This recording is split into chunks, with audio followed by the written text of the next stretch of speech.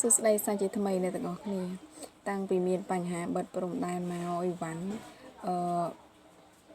ញញ៉ៃច្រើនមែនតើបងប្អូននេះសម្រាប់អ្នកដែលគាត់ដឹងសម្រាប់អ្នកដែលគាត់មិនដឹងគឺដឹងសម្រាប់វីដេអូខ្ញុំផ្ញើទាំងអ្នកទិញទាំងអ្នកលក់អីវ៉ាន់មែនតើទៅអីវ៉ាន់ខ្លះដូរតែបាកូដទេនេះគឺជារឿងពិត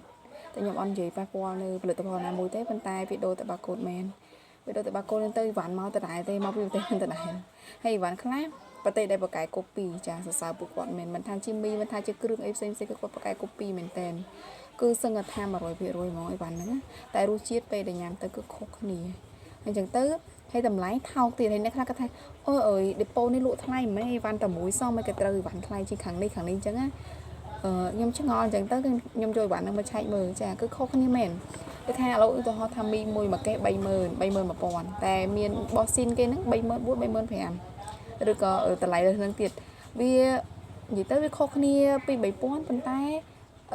អ្នកខ្លះគាត់ទិញតែអាអីវ៉ាន់ថោកហ្នឹងគាត់ទៅថាដេប៉ូហ្នឹងលក់កោគាត់ឬអីចឹងបើសិនជាយើងមានឃើញអីវ៉ាន់2ដែលវាមានតម្លៃខុសគ្នាអីវ៉ាន់ហ្នឹងតែមួយឯងប៉ុន្តែតម្លៃវាខុសគ្នា2ផ្សេងគ្នាអញ្ចឹងយើងអាចទិញអីវ៉ាន់ហ្នឹងមកឆែកអីវ៉ាន់ខ្លាំងច្រើនមែនទែនអ្នកទាំងអស់គ្នាមិនថាជា skin care មិនថាជាគ្រឿងប្រើប្រាស់ផ្សេងគឺអីវ៉ាន់ខ្លះដូរតបាកូដអីវ៉ាន់ខ្លះគឺមក2ហ្មងមានអ្នក copy មកហ្មងអញ្ចឹងគឺប្រយ័ត្នចាញ់ទាំងអ្នកដែលទិញមកលក់ហើយទាំងអ្នកដែលទិញពីគេយកទៅប្រើទាំងខ្ញុំអ្នកលក់ដូចគ្នាអរគុណ